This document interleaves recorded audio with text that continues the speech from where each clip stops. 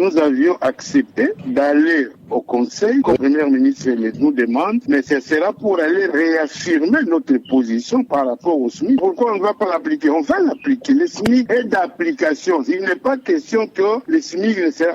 Le SMIC est d'application parce que le décret a été pris au mois de mai et que à partir du 1er mai, c'était 14 500. À partir du 1er janvier, c'est 21 500. Donc, le 1er janvier, nous sommes vers la fin du mois de janvier. Le SMIC est d'application. Et celui qui n'applique pas, c'est les organes spécialisés concernés puissent faire leur travail.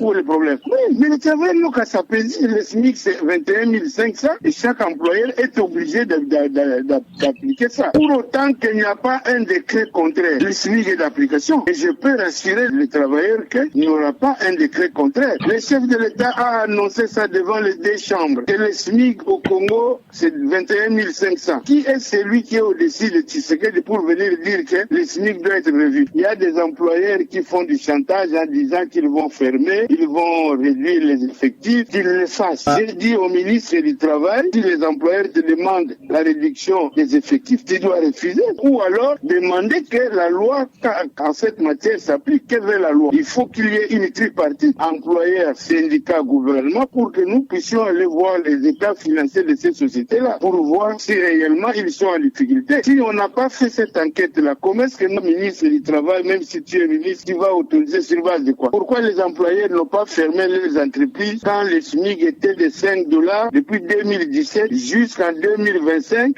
et les travailleurs étaient en train de couper